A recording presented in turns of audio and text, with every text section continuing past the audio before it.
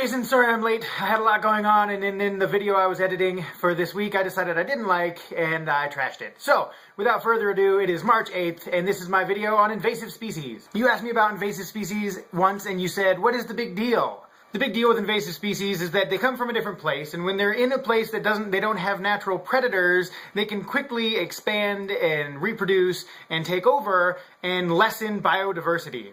With less biodiversity, we have less room for cushion should things like disease take another species from the list. The first invasive species I wanted to talk about is English ivy. I've had a lot of experience with this one. It lived in Santa Cruz. It lives anywhere where it's wet and warm all year. English ivy is an ivy that is very thick in a ground cover. It covers everything. It's not a huge deal except for it covers everything and kills it, including sometimes all the way up to trees. It kills trees by growing all the way up into their canopy and literally taking the light right out of their leaves. It covers everything, as you see in these pictures here. The other problem is that nothing really eats English ivy. So as it's covering everything and killing off the natural ground cover like redwood sorrel and other ferns, those native things that are being eaten by other animals are dying off, and the English ivy is replacing it, and nothing can eat it. English ivy does really well against deciduous trees. It grows up its trunk, and then winter comes, and when they drop their leaves, it gets as much light as it needs. It continues to grow through the winter and grows out over its branches and has a head start before the leaves come back. The next one I want to talk about is bullfrogs. I didn't even realize bullfrogs were invasive in California when I first came here,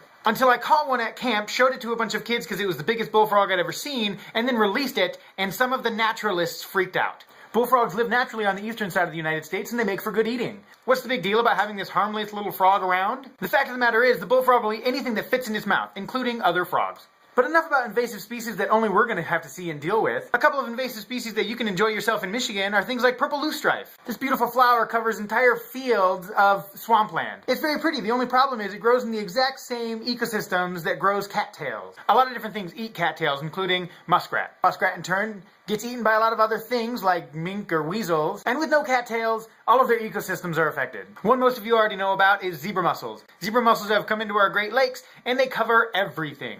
The zebra mussel is a filter feeder. It's even been found on other mussels, as this picture shows. The problem is it's small and has a much harder shell than our local mussels, and so fish have a hard time eating it. They also cover things so entirely that things like intake pipes and propellers get covered to the point of not working anymore. Along with the zebra mussel comes the round goby. The round goby lived with the zebra mussel and even used to eat it. But now that the round goby lives in the Great Lakes, it's found that our own mussels are more to its liking. Bigger, softer shells, more food for one bite. Asian carp are an up-and-coming issue for the Great Lakes. The term Asian carp covers several different species of carp that were released during Hurricane Katrina and the river started flooding. But now that they've been set free, they're breeding on their own and in massive numbers. These fish average weights of 30 and 40 pounds and can get up to weights of 110 pounds. Now that wouldn't be a huge deal, except they're also very fond of jumping, and the sound of boat motors a lot of times can spur on their jumping sessions. People have been knocked out, broken arms, and lost control of their boats as they've been hit by the Asian carp. The fear is if it makes it to the Great Lakes, it's going to eat all the other fish out of house and home. Lastly, my least favorite is the sea lamprey. Sea lamprey showed up in the 1830s or 40s, and then it really made its big debut in the 1930s. It's an ugly fish that attaches itself to other fish and sucks their blood. It leaves holes like this. And as you can imagine, with a couple of holes in you, it's hard to be a healthy fish. Sea lamprey devastated the lake trout and salmon populations in the Great Lakes and have cost us millions in both controlling them and loss of fisheries. That's all I got, Jason. I look forward to seeing your video next week.